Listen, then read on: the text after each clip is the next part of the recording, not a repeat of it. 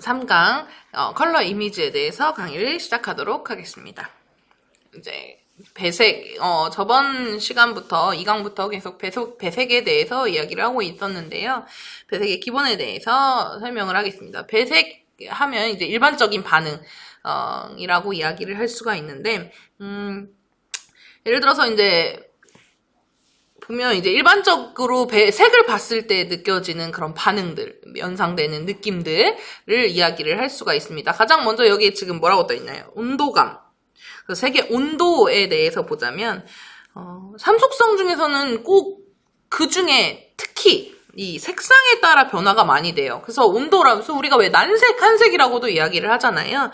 그래서 난색이라고 하는 거는 좀 붉은빛이 도는 뭐 레드, 옐로우 레드, 그 다음에 옐로우 같은 거를 이제 난색 계열이라고, 한색 계열은 블루, 뭐 퍼플 블루 같은 거를 이제 뭐 한색 계열이라고 이야기를 하고, 그 이외의 것을 중성색이라고 이야기를 하는데, 이 중성색이 아무 온도를 띠지 않아서 중성색이냐? 그거는 아니고, 약간 난색 계열에 가까운 쪽으로 가면 조금 따뜻한 느낌이 들고, 한색 계열에 조금 가까운 느낌으로 가면 조금 차가운 느낌이 들고, 그러니까 차가운 느낌이 들 수 있어요. 어느 쪽으로 갈 수도 있기 때문에 중성색이라고 이야기를 합니다. 그 다음에 이제 흥분과 차분함에서 보면 보통 채도에 의해서 나누어지는 경우가 색상, 온도감은 색상이었어요. 그래서 흥분과 차분은 보통 채도에 의해서 구분이 돼요. 그러니까 뭐 예를 들어서 지금 그림에도 잘 표현이 되어 있는 것처럼 붉은색에 난색에 굉장히 고채도, 그러면 굉장히 흥분되고 막 신나고 막 어떻게 뭐를 해야 될 것만 같고 막 열정이 끌어넘치고 이런 느낌이 든다면은, 약간 저채도의 푸른색 계열, 한색 계열을 사용하면 약간 차분하고 조금 심신이 안정되고 이런 느낌이 들 수가 있는 것이죠. 그 다음에 이제 부드러움과 딱딱함이라고 이야기를 한다 그러면 여기에서는 명도가 가장 크게 작용을 합니다. 그래서 고명도, 그러니까 흰색 계열이 많이 있으면 부드럽고 좀 유연한 느낌이 들고, 조금 명도가 낮고 명도가 낮게 되면 굉장히 딱딱하고 좀 무거운 그런 느낌이 들 수가 있겠죠. 그 다음에 이제 진출, 팽창, 진출과 후퇴, 팽창과 수축에 대해서 알아보면, 이 진출과 팽창은 같은 느낌이고, 후퇴와 수축은 같은 느낌으로 표현을 할 수가 있어요. 그래서 진출과 팽창 같은 경우에는 난색 계열의 고채도일 때, 그리고 후퇴하고 수축은 한색 계열의 저채도일 때 좀 더 수축해 보이고 작아 보이고 좀 뒤로 빠져져 보이고 이런 느낌을 줄 수가 있다는 것이죠.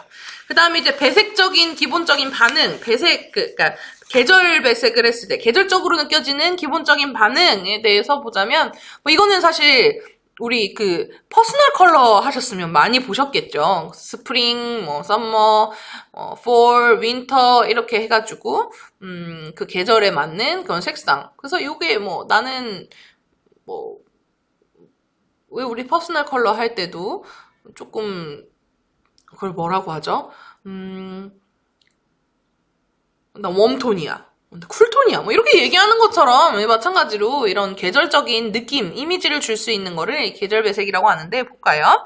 자, 봄은 고채도의, 고명도의 비비드 톤이라든지 라이트 톤이라든지 또는 페일톤 같은 명청 계열의 색상, 멍청 아니고 명청 계열의 색상이라고 했죠. 우리 왜 이렇게 색조에서 위쪽에 속하는 거를 명청 계열이라고 이야기를 했어요. 그 다음에 이제 여름 같은 경우에는 고채도, 중명도, 고명도의 비비드, 라이트톤, 페일톤, 화이티시톤, 여름도 마찬가지로 약간 명청 계열의 색상이 주를 이루죠. 그 대신 계절적인 느낌의 봄은 약간 생명이 움트고 색싹이 움트고 이런 느낌이기 때문에 녹색 계열이라든지 난색 계열이 주를 이룬다면, 여름은 조금 시원한 느낌을 주기 위해서 파란색 계열, 한색 계열을 주로 이루게 되죠. 그 다음에 이제 가을 같은 경우에는 중명도, 중채도의 색상, 그다음 뭐 딥톤이라든지 다크톤이라든지 기본 색에서 느껴지는 부분이 있죠. 그래서 이것도 마찬가지로 난색 계열의 그럼 뭐 추수, 곡식이 이루어지고 뭐 노을 이런 느낌이 들잖아요. 그래서 노란색이라든지 난색 계열을 배색을 하게 됩니다. 그래서 겨울 느낌으로 배색을 해라 이런 느낌이라면 고명도의 저명도에 이렇게 고명도나 저명도를 어이구 제가 이걸 잘못 썼네요. 저채도예요. 고명도의 저채도를 사용해서 화이티시 톤, 페일 톤, 소프트 톤, 뭐 라이트 톤, 뭐 또는 약간 그레이시 톤, 그다음에 라이트 그레이시 톤 이렇게 사용을 하게 됩니다. 그래서 주로는 그 겨울에 추운 느낌을 느끼게 하기 위해서 한색 계열을 많이 사용을 하게 됩니다. 잘못 눌렀어요.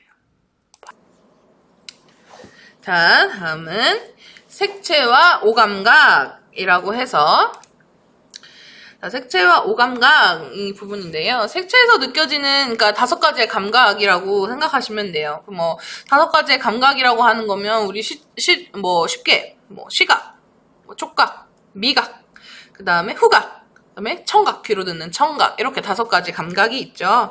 그래서 색채와 오감각에 대해서 한번 알아보도록 하겠습니다. 그래서 가장 먼저 이제 촉각, 느껴지는 그러니까 시각적으로 봤을 때 부드럽게 느껴진다, 뭐 딱딱하게 느껴진다, 뭐 이렇게 느껴지는 부분을 이야기를 하는 거예요. 그래서 이 강하고 딱딱하다의 느낌은 저명도의 고채도, 자 광택이라고 하는 부분은 중명도의 고채도, 그다음에 촉촉이라고 하는 거는 한색 계열. 그러니까 뭐 물을 연상시키는 거죠. 실제로 이런 오감각이나 이런 이미지들은 굉장히 내가 지금까지 경험했던 부분에서 나오는 것이 많아요. 그런 모든 사람들이 경험했던 거를 조금 추려서 비슷한 이미지들끼리 묶어놓은 거를 이렇게 체계화 시켜놓은 거기 때문에 그래서 이거를 외우자고자 하면 사실 너무 어려워요. 너무 많은 걸 외워야 되니까 그냥 그렇게 느낌대로 아시면 될 것 같아요. 푸른 계열? 물. 좀 시원하고 촉촉한 느낌이 들지? 뭐 이런 느낌으로 알고 계시면 되겠습니다. 그 다음에 이제 주황색은 건조. 사막을 생각하시면 돼요. 굉장히 건조하죠. 그 다음에 거친 느낌은 파란색보다는 조금 어두운 회색 느낌. 그리고 유연하다, 뭐 파란색이랑 빨간색이 있다고 하면 어떤 게 더 유연해 보여요? 파란색은 왠지 좀 딱딱할 것 같잖아요.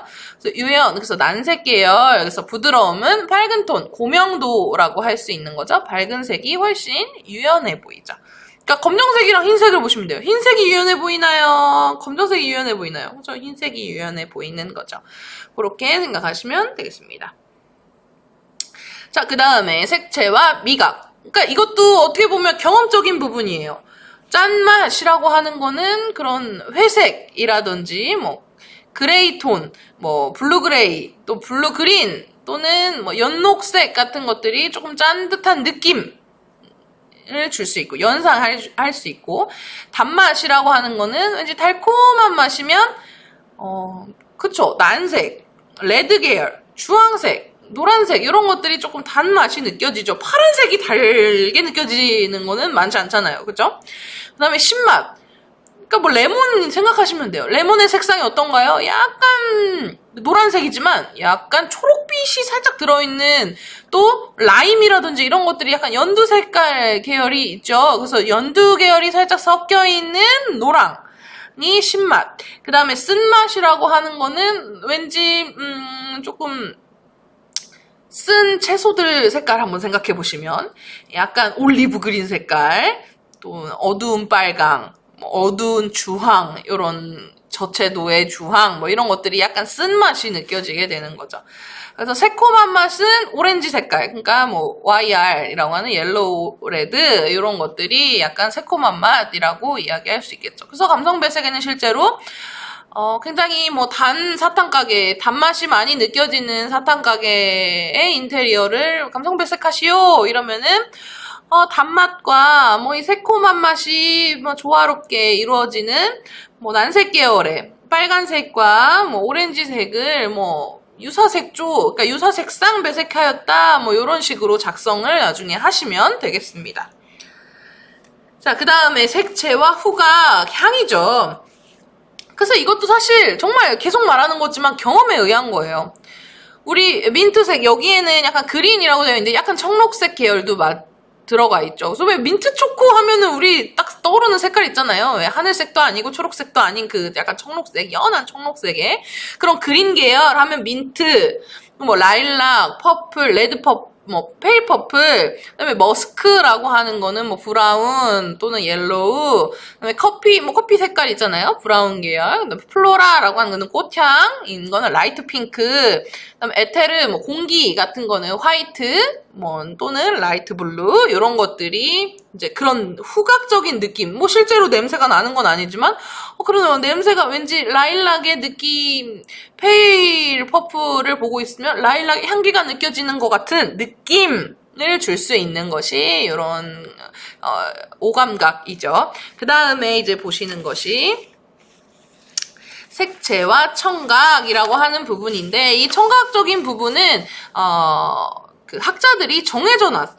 그래서 뉴턴의 색채와 소리 하면은 빨간색은 도, 이렇게 해서 도레미파솔라시 이렇게 되어 있는데, 그러니까 배색에 적용할 때 예를 들어서 음율이 느껴지는, 뭐 자연스러운 음율이 느껴지는 뭐 이런 감성 배색하시오 뭐 이랬으면은 색깔을 연결되게 쓰면 되겠죠. 발주노초 파남보 이런 식으로 경쾌하고 밝은 느낌 이러면 발주노초 파남보 이렇게 사용하면 되겠지만, 예를 들어서 시끄러운 느낌을 표현하시오 그러면은 가까이에 있는 색상이 아닌 멀리 있는 색깔, 그러니까 도와 시, 라와 레 뭐 이렇게 막 혼잡하게 혼란스럽게 배색을 하게 되면 시끄러운 느낌이 또 날 수 있는 거죠. 그래서 색채와 시각 이렇게 봤을 때는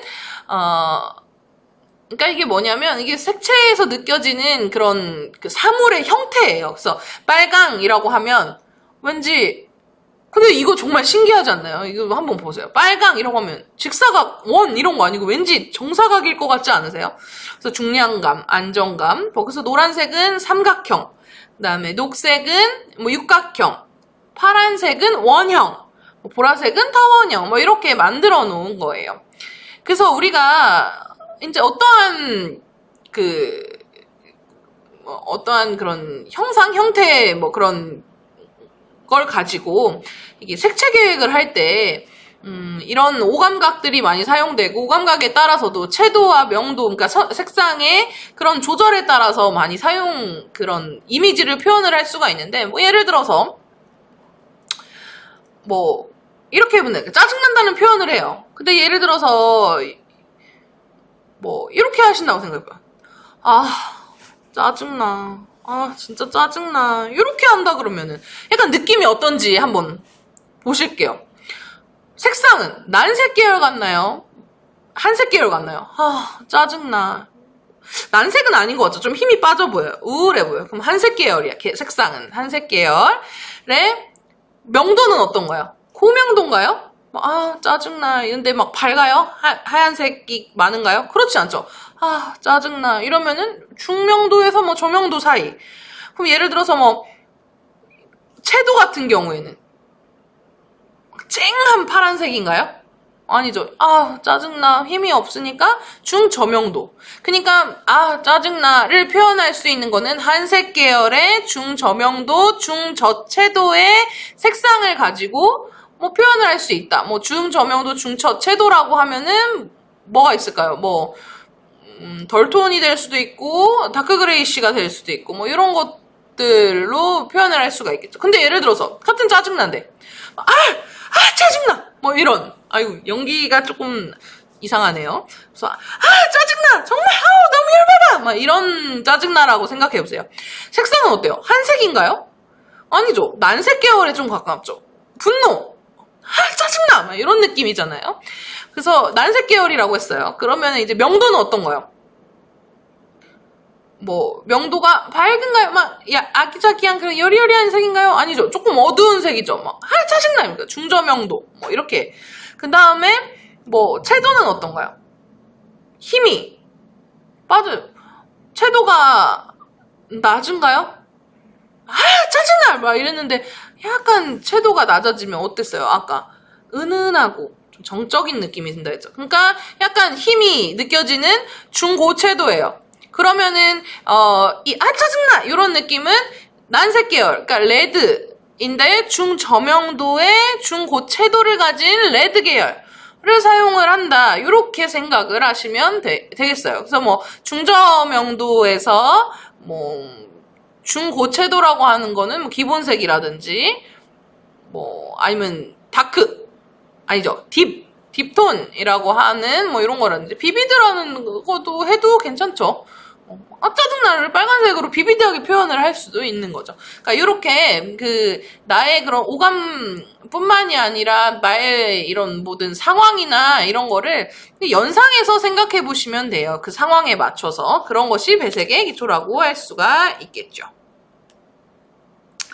자, 다음은 이 감성 배색에서 아주 중요한 부분이에요. 자, 형용사 이미지라고 하는 건데, 이 형용사라고 하는 거는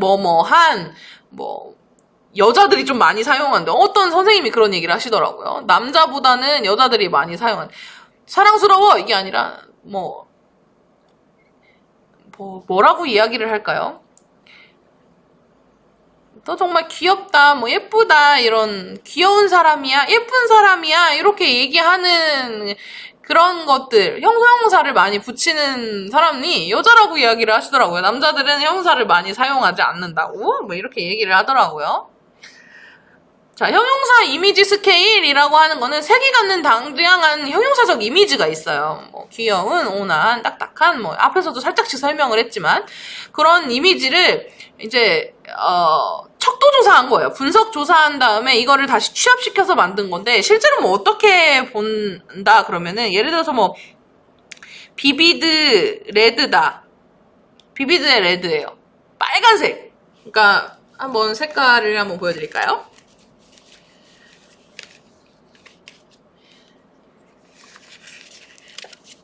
자, 이 색이 비비드의 레드 색상이에요. 이거를 딱 봤을 때 척도를 5개를 나뉘는 거예요. 7개로 더 자세하게 7개로 나눠도 되고. 이 척도가 조금 위치가. 그래서 5개를 2개를 나눴어요. 그래서 예를 들어서 이쪽으로 가면 동적이고, 뒤로 갈수록 정적이고, 왼쪽으로 갈수록 딱딱하고, 오른쪽으로 갈수록 부드러운 느낌이다 라고 이렇게 척도를 모든 사람한테 한번 해봤을 때 어떤 느낌이에요? 예를 들어 동적인가요? 정적인가요? 빨간색 딱 봤을 때, 그쵸, 굉장히 동적이죠. 동적, 이걸 정적이라고 하신다면은 이걸 외우시는 수밖에 없어요. 그래서 딱 빨간색, 비비드의 빨간색을 봤을 때 굉장히 동적이에요. 보통 1점에서 5점이라고 한다면 1점, 2점 이 사이에서 많이 존재를 하겠죠. 그래서 굉장히 동적이다. 그래서 딱딱해요, 부드러워요? 사실 잘 느껴지지 않아요. 비비드는 딱딱한지 부드러운지는 조금 애매해요. 그렇지만 딱딱한 것보다는 조금 유연한 쪽에 가깝지 않나요? 느낌상. 그래서 보통 사람들이 이거를 3이나 4, 그러니까 예를 들어서 여기가 1번은 아주 딱딱함, 조금 딱딱함, 보통임, 조금 부드러움, 많이 부드러움이라고 한다면 부드러움과 그 보통의 사이 어딘가, 이 중간 정도로 판단을 많이 했어요, 사람들이. 그래서 취합을 했더니 사실 이걸 딱딱함으로 본 사람들도 있겠죠. 그런 사람들은 몇 명 안 되니까 그런 사람들은 조금 표본에서 조금 제하고 좀 중심적으로 많이 들어가 있는 부분을 이렇게 선택을 해봤더니 비비드 레드는 동적이면서 약간 부드러워요. 그러면 이 이미지 스케일에서 자, 이 가로가 동적임 정적임, 세로가 부드러움 딱딱함이에요. 그럼 어느 쪽인가요? 레드는 굉장히 동적인 부분에서 부드러운 느낌으로 살짝만 가면, 그러니까 여기서 이렇게 비비드 레드 계열이 여기 근처에 있죠. 보통인 근처에. 그러니까 이렇게 해서 색상들을 다 나열해 본 게 이 이미지 스케일이라고 이야기를 하는 거예요. 그래서 이걸 조금 더 자세히 설명을 한번 해보자면, 이 귀여운이라고 하는 형용사에는 뭐 여러 가지가 포함이 돼 있어요. 즐거운, 아기자기한, 신선한, 달콤한, 뭐 어린, 재밌는, 사랑스러운, 천진난만한 뭐 이렇게 여러 가지가 있는데 그거를 이제 뭐 사실 조금씩 차이가 있는데 대표적으로 귀여운은 하나로 이렇게 좀 외우시면 돼요. 뭐 이걸 외운다기보다는 이해를 하시면 되겠죠. 그래서 다양한 색을 사용을 하게 되고 귀여운은 보통 중채도의 중고명도를 주로 사용하는데 그러면은 이거를 톤에서 색조표에서 보면 주로 어디죠? 그쵸. 지금 보시다시피 페일 톤과 라이트 톤. 이 위치가 어딘지 외우셔야 돼요. 그래서 페일 톤과 라이트 톤을 주로 사용하면 귀여운 느낌, 뭐 즐겁고 아기자기하고 신선한 뭐 이런 느낌이 다달 수 있죠. 근데 예를 들어서 여기서 신선하다. 우리 신선하면은 무슨 느낌이 드세요? 보라색을 가지고 신선하다 뭐 이런 느낌은 조금 없지 않으세요? 그러니까 그런 것처럼 이 귀여운 느낌이 라이트 톤과 페일 톤에 들어가는데 뭐 신선하니다 이러면은 조금 뭐 초록색 계열, 뭐 청록색 계열이 들어간다라고 생각을 하시면 되겠어요.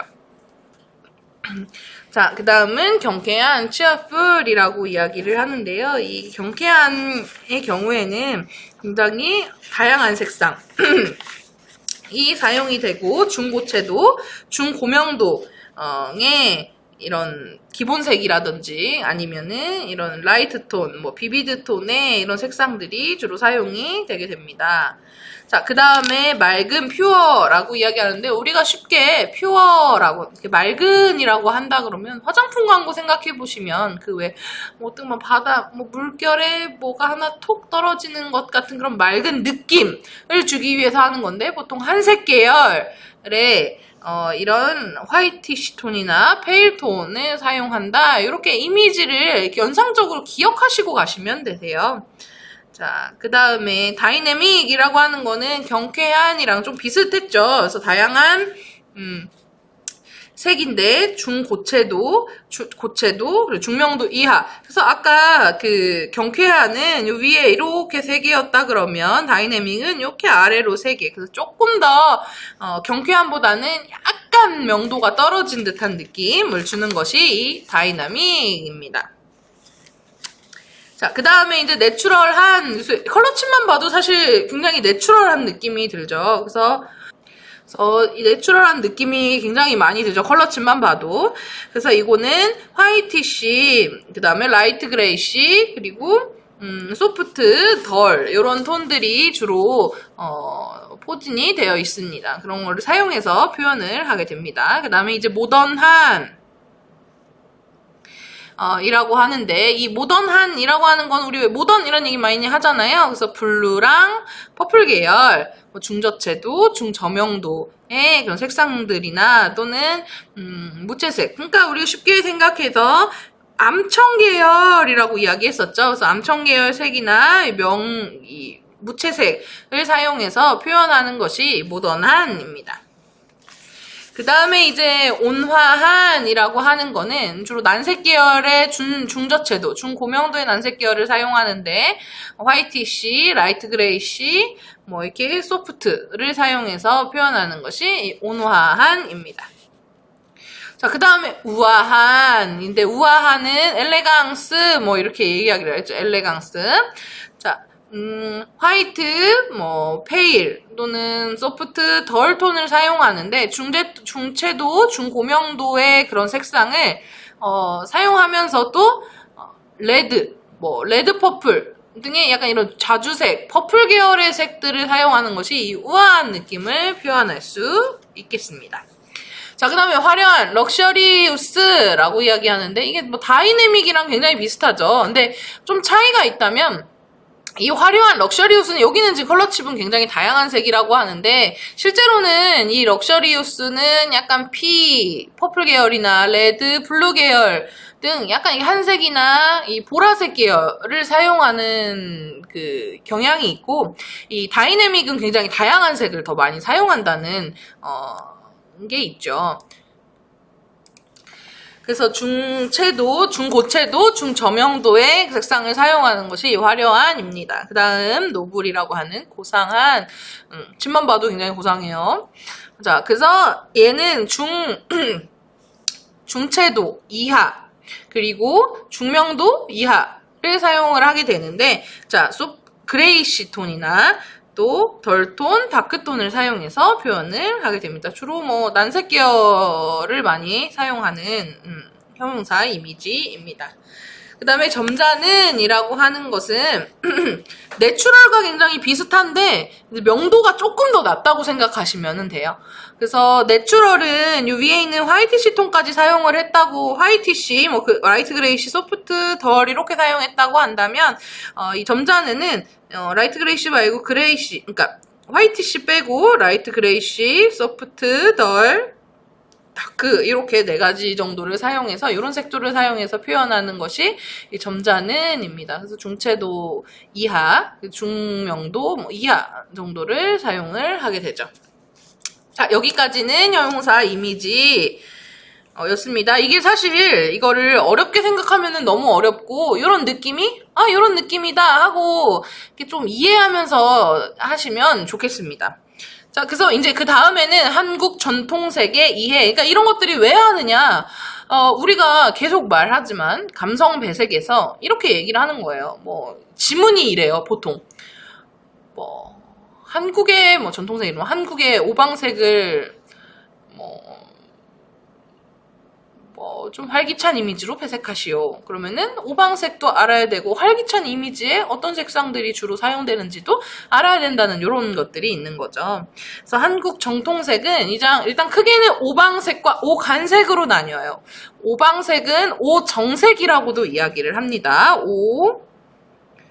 오정색이라고도 이야기를 하고, 여기 보면 빨간색, 그러니까 한문으로 많이 표현을 하죠. 적, 그 다음에 청, 백, 흑, 그 다음에 황, 이렇게 5개의 색이다. 이래서 오방색, 5가지 방위의 색이다. 그래서 오방색이라고 이야기를 합니다. 그래서 동쪽은 청색, 서쪽은 백색, 남쪽은 적색, 북쪽은 흑색, 중앙은 황색. 그래서 KS 생명은 이렇게 오른쪽에 표현이 되어 있죠. 그래서 이렇게 5가지 색을 오방색이라고 한다. 그래서 한국의 뭐 오방색을 뭘로 하여, 뭐 기본으로 하여, 뭐 이러면 이 5가지를 기본으로 해서 표현을 하시면 되겠습니다. 그래서 오간색은 오방색 그 사이 간자를 쓰는 거예요.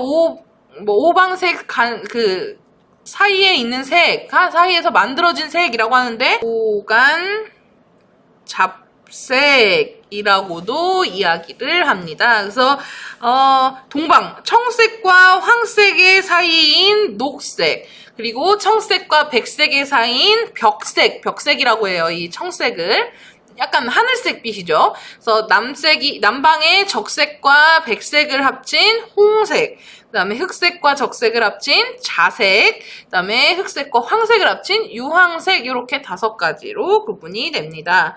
그 다음에 이제 전통색 중에는 이제 단청색이 있는데, 뭐 단청을 디자인하시오 할 수도 있기 때문에, 단청의 느낌이 나는 어떤 디자인을 하시오 이럴 수도 있기 때문에 꼭 알고 계시면 좋겠습니다. 그래서 레드 계열의 뭐 이제 비비드 톤의 레드, 뭐 기본색의 레드, 뭐 또는 중 10R 정도 되겠죠. 그래서 뭐 다자는 약간 다크톤의 레드 이렇게 생각을 하시면 되겠습니다. 그래서 밑에 하엽은 다크톤의 다크톤이나 딥톤의 뭐 이런 그린 뭐 이렇게 사용을 하시면 되겠습니다. 그래서 이것도 알고 지나가시면 되겠습니다. 그다음에 세계의 색채, 뭐 이것도 마찬가지로 이탈리아의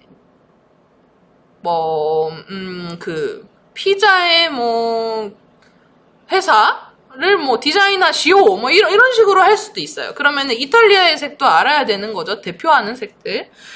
그래서 세계의 색채 보면 이 아랍의 색채는 그린 계열이에요. 그래서 그린 계열이 많이 나타나는 색상인데, 보통 딥톤의 옐로우라든지 첫 번째, 그래서 블루, 딥톤의 블루, 퍼플 블루, 이렇게 딥톤의 퍼플 블루나 이런 것들이 사용이 되고, 인도는 우리가 딱 인도하고 생각하면은 어떤 게 떠올리죠? 그쵸?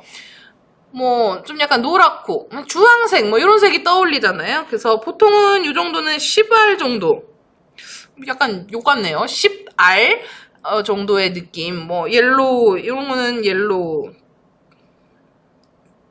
딥 옐로우, 딥톤의 옐로우.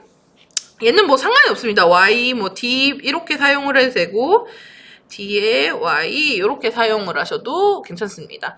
그 다음에 중국의 색채. 중국 하면 빨간색, 금색, 황금색 아시죠? 네, 이런 느낌이에요. 그래서 비비드의 레드 대문자로 사용하셔야 됩니다.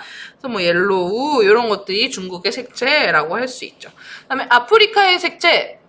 아프리카 하면 산림, 그 다음에 약간 그 피부색, 그럼 막 노란색, 약간 이렇게 좀 비비드 톤의 채도가 강한 색들이 많잖아요. 그래서 뭐 그린, 옐로우, 그 다음에 뭐 딥톤의 주황 뭐 이런 것들이 있죠. 그 다음에 게르만이라고 하는 곳은 뭐 독일이 게르만 민족 중에 하나죠. 그래서 게르만의 색채는 약간 이렇게 뭐 덜톤의 뭐 옐로우라든지 딥톤의 주황이라든지 이런 색들이 게르만의 색채. 그러니까 이게 뭐 정확하게 이거를 사용해야 된다 이런 건 아니에요. 느낌만 아시면 돼요. 게르만 하면 요 정도의 느낌, 약간 중고명도 이상의 중저채도, 중고채도 이상의 약간 중저명도죠. 밝은 색은 아니잖아요. 흰색이 많이 들어있는 색은 아니잖아요. 중저명도 이런 느낌만 기억하고 계시면 돼요. 그래서 라틴 아메리카 하면 굉장히 정열적이잖아요. 그래서 되게 채도가 높은 뭐 옐로우, 그 다음에 채도가 높지만 약간 그러니까 어두운 뭐 딥톤의 퍼플 블루 뭐 이런 것들이 라틴 아메리카의 색채라고 할 수 있겠습니다. 그 다음에 이탈리아, 뭐 아까도 예를 한번 들었는데 이탈리아의 색채 이렇게 하면 보통 이렇게 레드, 뭐 그 다음에 퍼플 블루 또는 블루 뭐 이런, 이 이탈리아의 이 왼쪽에 있는 세 개는 사실 아까 우리 트리콜로 배색처럼 그 국기에 나와 있는 색상이잖아요. 이런 거라든지 바다의 느낌, 그리고 남극의 느낌은 전체적인 한색 계열, 뭐 흰색도 있고 그 다음에 뭐 화이티시 톤의 블루, 그 다음에 뭐 페일 톤의 블루 뭐 이런 것들이 남극의 색채라고 할 수도 있죠. 그 다음에 그리스의 색채는 남극보다는 뭔가 조금 더 푸른빛이 그러니까 보랏빛이 더 많이 도는 파란색, 퍼플 블루라든지 뭐 블루라든지 이런 것들이 사용이 되는 이런 색채들이 이 대표적인 색채라고 볼 수 있습니다. 이 외에도 이건 대표적인 것만 이렇게 나타낸 거고요. 이 외에도 여러 가지 세계의 그 나라에 대한 색채들이 존재를 하기 때문에 그런 것도 그냥 항상 이렇게 뭐 자료 같은데 많이 나오는 거를 많이 유심 있게 색채를 확인하시면 좋겠습니다. 자, 그 다음에 이제 저도 어렵고 여러분도 어렵고 많은 사람들이 어려워하는 미술 사조와 색채의 관계에 대해서 좀 알아보도록 하겠습니다. 사실 이 부분은 정말 계속 외우라고 하는 것 같은데 정말 조금 외워야 되는 부분이 있어요. 그러니까 어떤 걸 외워야 되냐, 이집트의 뭐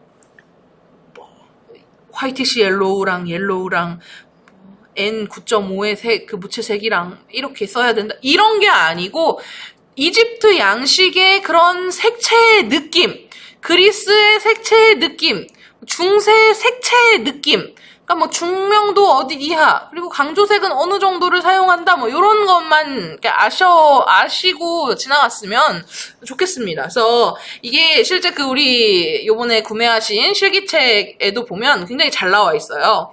그러니까 그거를 항상 가까이 두시면서 그냥 시간 날 때마다 이집트는 이런 느낌이야, 뭐 이런 느낌이야. 그리고 뭐 예를 들어서 이렇게 길을 가다가 어떤 이렇게 뭐 포스터나 이런 거 보면 저거는 아르누보 양식인가? 아르데코 양식인가? 이런, 저도 사실 그렇게 하기가 좀 어렵지만 그런 느낌을 연상시키는 훈련을 많이 하시는 것이 이 합격에 아주 중요한 포인트입니다. 그래서 이집트 양식이라고 하면, 우리 이집트 사실 생각하면 우리 제일 많이 떠오르는 게 사막, 그리고 또 뭐인가요? 그 벽화, 클레오파트라 뭐 이런 것들 많이 생각나시잖아요. 그래서 이 이집트에서는 사실 염료가 지금처럼 다양하지가 않고 자연에서 올 수 있는 염료, 그러니까 뭐 적토, 그러니까 거기가 굉장히 황토랑 적토, 빨간색 그 흙 있죠. 빨간색 진흙. 이런 것들이 유명했잖아요. 그래서 적토에서 추출할 수 있는 좀 적색인데도 약간 톤이 다운되고, 레드 계열, 그러니까, 쨍하지 않은, 채도가 약간 낮은 그런 적색 계열, 그리고 뭐 황토에서 추출할 수 있는 황색 계열, 그름에서 추출할 수 있는 검정색, 그리고 석고 같은 데서 추출할 수 있는 흰색, 그리고 이런 색들이 아주 뭐 자연에서 얻어질 수 있는 색만 사용하실 수 있었다고 생각하시면 돼요. 그래서 위에 있는 4개 정도가 주조색이 될 거고, 그 다음에 밑에 3개가 보조색, 나머지는 강조색이 됩니다. 그래서 그런 느낌만 아시면 되겠고, 그리스 로마 양식 이러면 색채 사용이 이때는 그 자연스러움을 추구한 시대예요. 그래서 굉장히 색채 사용이 단순해졌다는 특징이 있습니다. 그래서 위에 있는 이렇게 4개가 주조색, 그 다음에 2개가 보조색, 밑에 4개가 강조색, 이렇게 아시면 되겠습니다. 그래서 뭐 붉은색이나 뭐 주황색 계열의 색채를 아주 많이 사용했던 시대입니다. 자, 그 다음에 이제 중세, 중세하면 뭐 고딕, 로마네스크 뭐 이런 것들이 포함이 되는 시대인데요. 그래서 이때는 교회와 권위에 대한 그런 느낌이 나는 색채들을 주로 사용을 했습니다. 그래서 상징색을 사용을 했고요. 그래서 위에 3개, 이런 좀 자연스러운 색이 주조색, 그 다음에 여기까지가 보조색, 그 다음에 이게 원색에 가까운 색이 강조색으로 사용을 했습니다. 굉장히 선명한 순색을 처음으로 사용하기 시작한 시대인데요. 굉장히 강렬한 색채, 그래서 상징성을 띠는 색채를 사용을 했습니다. 그래서 뭐 헌신이라고 하는 거는 붉은색이라든지, 그래서 뭐 그 성모 마리아나 예수 그리스도는 약간 이렇게 빨간색 뭔가 그런 망토 같은 거 약간 옆으로 이렇게 매는 거를 매고 있죠, 항상. 그래서 믿음이라고 하는 거는 뭐 파랑색으로 표현한다거나 이렇게 상징색을 주로 사용했던 시대입니다. 그 다음에 이제 르네상스, 우리가 제일 많이 알죠. 이거 딱 보면 모나리자, 그 모나리자가 이게 대표적인 르네상스의 그 작품이에요. 그래서 보면 이 굉장히 톤 다운되고 조금 채도도 낮고 명도는 약간 중명도 정도로 사용한다는 거 이렇게 알고 있으면 돼요. 그래서 위에 있는 5개가 주조색, 밑에 있는 3개가 보조색, 뒤에 2개가 강조색으로 깊이 있고 굉장히 풍부한 색채를 사용했던 시기입니다. 그래서 이제 바로크, 로코코 이게 시험에 조금 잘 나오는 편이에요. 로코코랑 바로크 이쪽이 시험에 좀 특히나 로코코가 많이 나와요. 왜냐면 특징적인 부분이 굉장히 뚜렷하기 때문에. 그래서 바로크는 남성적인 성향이 강한 색채를 사용을 했어요. 그래서 화려하지만 약간 톤이 다운된, 그러니까 색상은 여러 가지를 사용하지만 톤은 조금 다운된, 색조가 조금 뭐 채도도 조금 낮은 이런 색들을 사용을 했어요. 그래서 명암 대비를 굉장히 강렬하게 했다는 특징이 있는데, 그래서 열정적이고 좀 감각적으로 이렇게 작품을 봐도 굉장히 되게 명암 대비가 뚜렷하잖아요. 이렇게 밝은 부분과 어두운 부분의 명암 대비가 뚜렷한 이런 작품이 특징입니다. 그래서 위에 있는 4개가 주조색, 자, 여기까지가 보조색. 이거 뭐죠? 화이티시 톤. 그리고 여기가 강조색. 여기는 하나가 여기 들어갔네요. 얘도 보조색이에요. 그래서 보면은 뭐 이런 라이트 그레이시 톤, 그러니까 뭐 약간 회색 기미가 들어있는 이런 색들을 많이 사용을 했습니다. 그 다음에 로코코 양식, 이건 시험에 좀 잘 나오는 편이에요. 굉장히 뚜렷하잖아요. 그래서 로코코 양식이라고 하면 호화로운 장식, 그래서 색채에서 뭐 정미라를 주로 사용을 했는데 굉장히 사랑스러운 색채를 많이 사용했어요. 그래서 아까 우리 왜 사랑스러움 이러면 약간 난색 계열, 핑크, 그리고 굉장히 아기자기한 느낌으로 많이 사용했잖아요. 그래서 이때 보면은 위에 있는 이렇게 3개, 뭐 화이트 시톤의 레드 퍼플이라든지, 뭐 화이트 시톤의 퍼플 블루, 그리고 페일 톤의 레드 퍼플, 요런 우리가 흔히 뭐 핑크 뭐라고 하는 요런 색상들이, 연한 핑크라고 하는 색상들이 주로 많이 사용이 됐습니다. 이게 주조색이고요. 그 다음에 여기까지가 보조색, 그다음에 여기 3개가 강조색. 강조색도 굉장히 밝잖아요. 라이트 톤 정도 되는 것 같은데. 그래서 굉장히 전반적으로 밝은 색이 있었는데, 얘도 보조색이에요. 강조색은 아니고. 그래서 이런 색상이 주로 사용됐던 것이 이 로코코 양식의 특징입니다. 그 다음에 이제 조금 어렵죠. 신고전주의, 이렇게 나오는데, 자, 이 신고전주의는 로코코와 굉장히 반대돼요. 그래서 로코코의 그런 장식적이고 화려한 느낌이 좀 싫어 이제 해서 나오는 것이 이 합리주의. 단순하고 섬세한 작업. 단순하지만 섬세하게 그리고 장식적이고 화려하지 않게 단순하게 그리는 것이 이 신고전주의라고 이야기를 합니다. 그래서 굉장히 절제된 색채를 사용했어요. 최소한의 색채를 사용을 했어요. 그래서 요렇게 위에 4개가 주조색, 여기 있는 덜톤의 퍼플블루까지가 보조색, 그다음에 2개가 강조색 이렇게 표현이 됩니다. 그래서 낭만주의라고 하는 거는 딱 봐도 그림이 사실적이라기보다는 좀 약간 낭만스럽고 뭔가 막 이렇게 흐트러 놓은 것 같은 느낌이 들잖아요. 그래서 감정의 분출과 같은 이런 작품 세계가 있었어요. 그래서 난색 계열을 주로 사용했고 명암의 보색을 사용했어요. 그러니까 여기 보면은 빨간색과 파란색, 노란색과 파란색 이런 것들을 사용해서 약간 보색 대비가 약간 있을 수 있게 사용했던 것이 이 낭만주의입니다. 그래서 위에 이렇게 4개가 주조색, 밑에 이렇게 이 회색 같아 보이지만 이게 라이트 그레이시 톤의 그린 옐로우거든요. 여기까지가 보조색, 그 다음에 강조색 이렇게 사용이 되겠습니다. 그래서 딱 그 다음에 이제 미술 공예 운동 딱 이름만 봐도 공예 이러니까 뭔가 작품일 것 같잖아요. 그래서 이때는 명도 대비가 굉장히 강하고 색생 대비가 되게 강한 이런 식물의 문양을 나타내는 그런 작품 세계가 되게 뚜렷했던 시기예요. 그래서 여기 보면 위에 있는 5개가 주조색, 밑에 있는 3개가 보조색, 강조색 이렇게 표현이 됩니다. 자, 그 다음에 사실주의라고 하는 거 굉장히 사실적으로 그렸어요. 객관적인 사실만 딱 눈에 보이는 것만 그렸어요. 그래서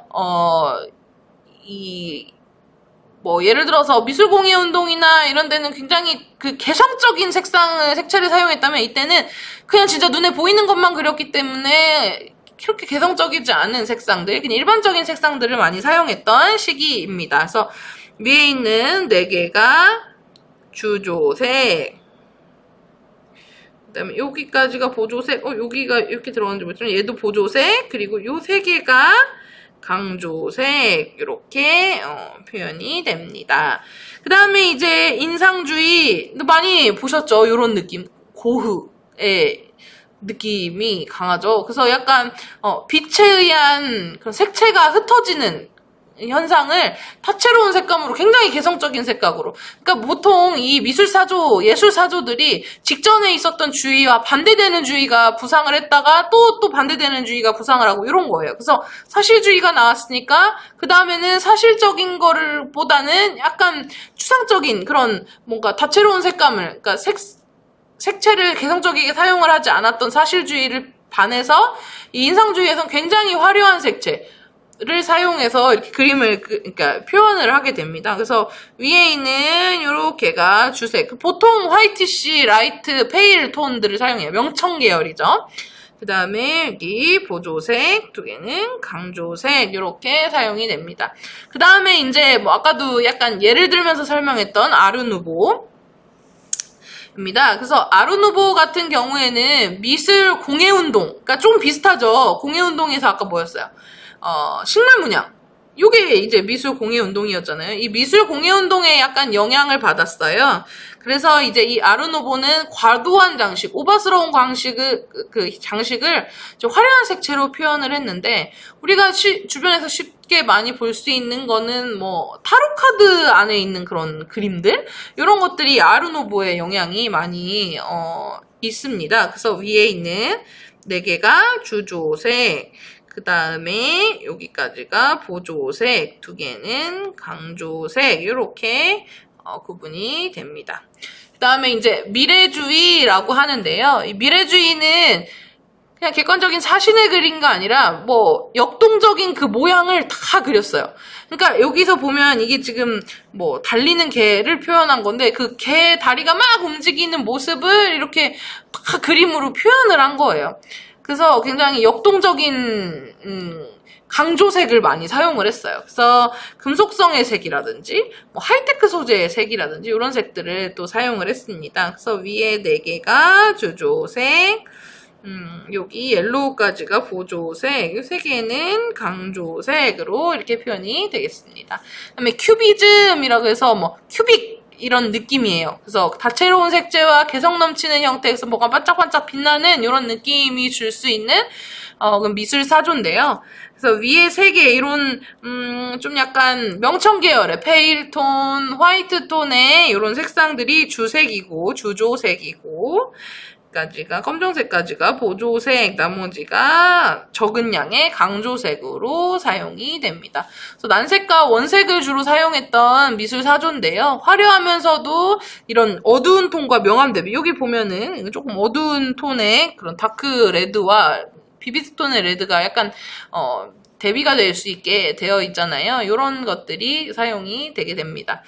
자, 그 다음에 이제 모더니즘이라고 하는 거는 일상에서 실제로 사용하고 사용할 수 있는 실용적이고 간편한 그런 디자인이 주가 되는 미술 사조입니다. 그래서 무채색이라든지 뭐 절제하는 미, 그러니까 막 너무 화려한 색채를 사용하는 것보다는 조금 자연스러운 색채를 사용하는 것이 그 자연스러운 색을 사용하는 것을 강조했던 시기입니다. 그래서 보면은 이게 색상도 강조색을 제외한 색은 거의 무채색에 가깝죠.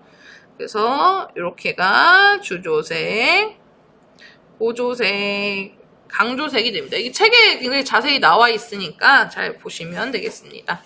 자, 그 다음에 아방가르드라고 하면 미용에서도 사실 아방가르드 뭐 디자인 이런 거 많이 이렇게 해보시잖아요. 그래서 이 아방가르드라고 하는 거는 전위 예술이라고 해요. 그 군대 같은 데서 오는 예술인데, 그래서 창작의 자유를 의미하는 그런. 그래서 이 전위 예술이라고 하는 거는 굉장히 그런 전쟁이라는 거에서 어원이 온 그런 거기 때문에 굉장히 강한 느낌이 들 수가 있어요. 그래서 저명도에 무겁고 딱딱한 색채를 주로 사용을 했는데 여기 또 보다시피 여기까지가 이렇게 주조색, 보조색, 강조색으로 사용이 되고 있습니다. 그 다음에 이제 다다이즘, 이것도 시험에 되게 잘 나와요. 다다이즘, 이것도 재료의 영역을 좀 확장시켜서 콜라주, 그러니까 다른 재료와의 콜라주를 하고, 그러니까 뭐 머리카락으로 그림을 그린다든지 이런 부분이 이 다다이즘 영역입니다. 그래서 정신적인 측면을 좀 새롭게 이렇게 느껴지게 하는. 그래서 명암 대비나 색상 대비를 주로 사용을 했는데, 자, 위에 이렇게 5개가 주조색, 밑에 3개가 보조색, 밑에 2개는 강조색입니다. 자, 그 다음에 이제 데스틸, 이거 많이 보셨죠? 이것도 이렇게 뭔가 하얀색, 뭐 노란색, 파란색, 빨간색 등을 이렇게 막 검정색으로 이렇게 선을 막 다 구분시켜 놨어요. 그래서 명확함과 질서가 있어 보이는 이 예술 사조로서 시각적인 요소를 굉장히 표현을 잘한 사조입니다. 그래서 흰색이 거의 주조색이고요. 이 2개가 보조색, 나머지는 강조색으로 이렇게 표현이 되고 있습니다. 자, 그 다음에 아르누보 뭐 하면 아르데코 이렇게 또 얘기할 수 있겠죠. 그래서 아르데코라고 하는 거는 기능적이고 단순한 그런 양식. 그래서 뭐 향수면 향수 뭐 이렇게. 그래서 아르누보와 반대되는 강렬한 원색. 그러니까 아르누보는 약간 자연스럽고 명청색 계열의 조금 흘러가는 듯한 느낌을 화려하게 표현했다 그러면 얘는 조금 더 주관적이고, 그러니까 시인성이 있는 뭐 비비드 톤이라든지 또는 딥톤 이렇게 색채, 채도가 굉장히 높은 색을 단순하게 표현을 했던 게 이 아르데코입니다. 그래서 위에 이렇게 4개가 주조색, 보조색, 강조색이라고 이야기할 수가 있겠죠. 그 다음에 이제 이 바우하우스, 뭐 아마 미술 쪽에서 조금 얘기를 들어보셨던 분들은 많이 들어보셨을 텐데, 그러니까 예술적인 부분과 기술적인 부분을 접목시켜오고자 했던 사조예요. 그래서 굉장히 단순하고 자연스러운 색채를 주로 사용했던, 이걸 사용을 했습니다. 그래서 위에 세 개, 이 무채색 계열이 주조색이고, 그 다음이 보조색, 강조색. 근데 강조색은 거의 비슷하죠. 아르데코나 바우하우스. 그 다음에 이제 초현실주의. 이런 그림 많이 보셨죠? 옛날에 한참 이런 초현실주의 그림이 뭐 미술이나 이런 입시에 많이 적용이 됐었는데, 그래서 이성의 지배를 받지 않는 그런 환상의 세계, 뭐 이런 거를 중시를 했어요. 그래서 몽환적인 느낌이 나게 해야 되고, 약간 고명도의 색채를 주로 사용을 했어요. 그래서, 보면, 이렇게 여기 세 개가 주조색, 보조색, 강조색, 이렇게 사용이 됐습니다. 자, 그 다음에 이제 추상표현주의는 공간과 정신적인 측면의 다양한 해석, 막 정신이 좀 혼란스러울 수도 있는 이런 해석을 했는데, 굉장히 저채도의 색과 고채도의 색을 막 마구잡이로 섞는 그런 기법으로 약간 혼란스러움을 표현을 했었어요. 자, 그래서 주로 이렇게 세 개가 주조색, 보조색, 이렇게 강조색도 여기 이 추상표현주의에서 보면 막 강렬한 색들도 중간중간에 섞여 있어요. 이런 것들이 섞여 있었던 거 잘 알고 계시면 되겠고. 자, 미니멀 아트는 색채나 형태, 구성을 굉장히 단순한, 그러니까 미니멀 시켰다. 맥시멈은 커졌다는 뜻이고, 미니멀은 좀 작게 만들었다는 거죠. 그래서 미니멀화 시킨 겁니다. 그래서 이제 이 미니멀 아트는 이 주조색이 3개, 그 다음에 보조색, 강조색은 굉장히 화려한 원색. 그래서 절제된 단아함이나 극단적인 간결성, 굉장히 이게 무슨 작품일까 싶을 정도로 굉장히 단순하잖아요. 이런 것이 돋보이는 색채라고 할 수가 있겠습니다. 그 다음에 팝아트, 이것도 많이 보셨죠. 그래서 매스미디어나 광고를 미술 영역으로 이제 변화시켜 본 것이 팝아트적인 요소이고, 이 어두운 배경이나 이런 현란한 배경에 막 현란한 색을 막 화려하게 접목시키면서 굉장히 여과되지 않는 원색을 주로 사용했던 시기입니다. 그래서 주색은 조금 어두운 색, 그 다음에 여기까지가 보조색, 나머지는 강조색이라고 할 수 있겠습니다. 자, 그 다음에 오바트라고 하는 거는 이 그림으로 시각적으로 얘가 막 움직이는 듯한 착시를 주는 이런 형태를 보입니다. 그래서 명도 대비를 이용해서 착시나 명도가 같은 보색으로 긴장감을 유발시키는 그런 색채를 사용을 했습니다. 그래서 주조색은 이렇게 3개, 보조색, 나머지 강조색. 그래서 굉장히 다이내믹한 컬러를 많이 사용을 했죠. 눈의 주목성과 시인성이 높은. 그 다음에 이제 포스트 모더니즘이라고 하는 거는 그러니까 모더니즘을 타파하자 이런 거예요. 그래서 약간 모더니즘이 약간 현실적이고 뭔가 실용성을 주의한다면 이 포스트 모더니즘은 약간 유머스럽고 위트 있고 장식성을 다시 회복시키고, 그러니까 심플은 필요 없다. 더 장식적으로 더 화려하게 가자. 그래서 이때는 2차 색에 대한 선호도가 굉장히 두드러져요. 그래서 원래는 원색인 빨간색, 노란색, 파란색 이런 것들을 사용했다 그러면 이 포스트 모더니즘은 하늘색, 초록색, 연두색, 이런 색의 계열의 색들을 굉장히 많이 사용을 했습니다. 그래서 주색, 여기까지 보조색, 강조색 이렇게 표현할 수가 있죠. 그 다음에 이제 페미니즘, 요즘 페미니즘 이런 거 많이 사용하는데 여성의 지위를 해방하는 운동을 페미니즘이라고 이야기를 해요. 그래서 남성과 평등, 여성들은 동일해야 된다 이런 그 운동인데, 그렇기 때문에 이 색조의 대비가 굉장히 강해요.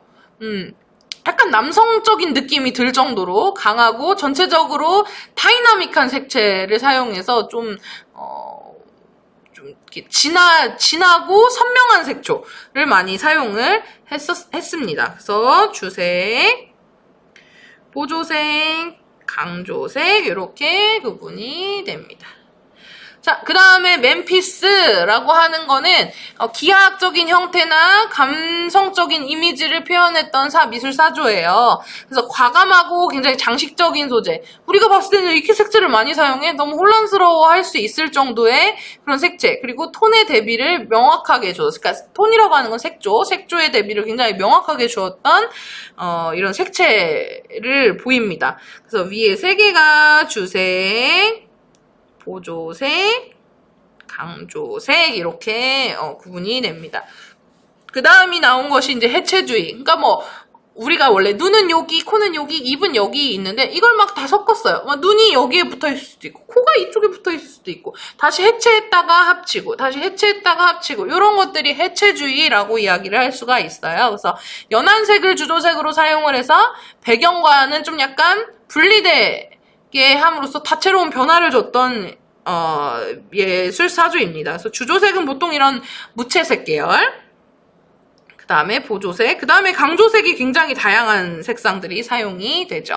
그 다음에 이제 이 키치라고 하는 거는 모방예술이라고 해서 옛날에는 그런 뭔가 어떤 막 주제를 이렇게 표현하는 것이 굉장히 고급스러운 예술이라고 한다면 이렇게 뭐 공장에서 찍어내듯이 하는 예술은 좀 저급하고 질 떨어지는 예술이다라고 이렇게 이야기를 했는데 그런 것조차 구분을 하지 말자 하고 나왔던 것이 이 키치 예술입니다. 예술 사조인데 이 색상 대비랑 채도 대비를 강하게 원색을 막 사용하면서 일부러 오히려 저급한 느낌을 표현을 했어요.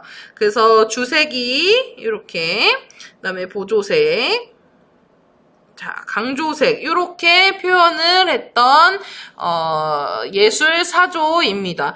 그래서 지금까지 이렇게 많은